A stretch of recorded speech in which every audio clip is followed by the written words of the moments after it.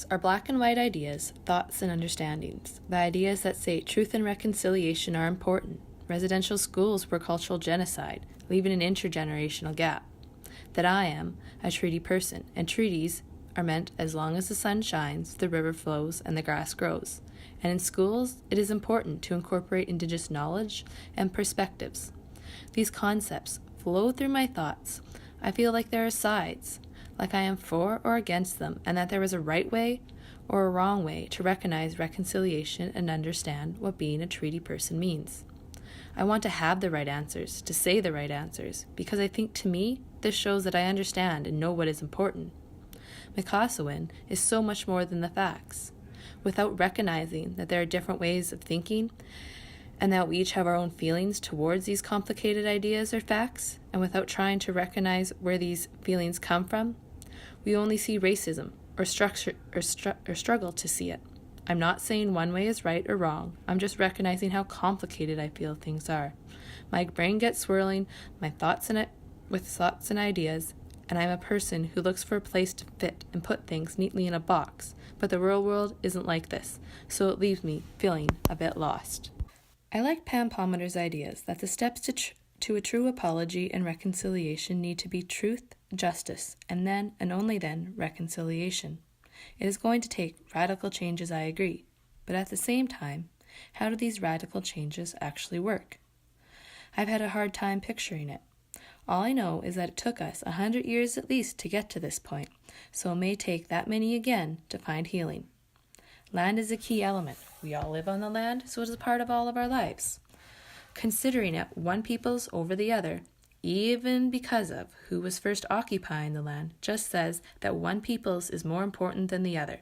And isn't that how we came into this predicament? Through colonization in the first place?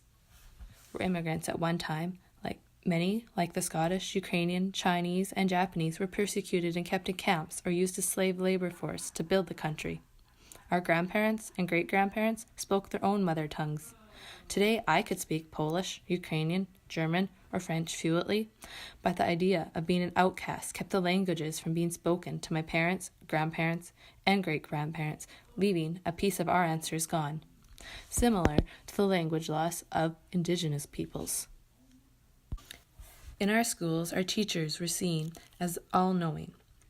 Other points of views and ways of learning were considered inappropriate and wrong.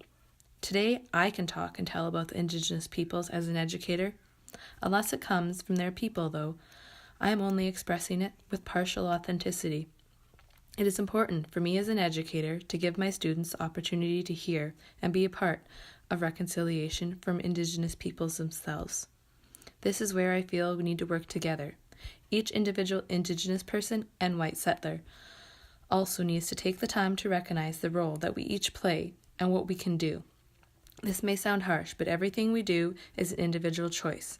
We all have that power in each of us and in every situation we are in, no matter skin color, religion, race, age, or gender, etc. This is all a part of our own Miskasowin process. My mind swirls with all these thoughts and the extensions and questions that have multiplied within them. The black and white has transformed into an array of colors that blend and move together. There is no single answer or boxes to divide things into. There is only Miskasowin and time as we move forward. No matter where we go or what we do, it's important to remember that we all have a spirit or energy being within us. The energy of all things makes us connected.